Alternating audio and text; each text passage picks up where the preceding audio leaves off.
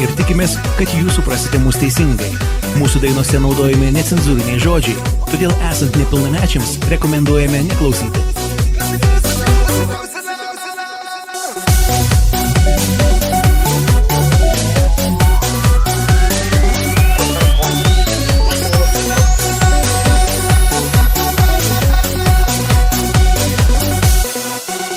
Studentas geras visada buvai ir apskritai, net paskaitas visas laikai.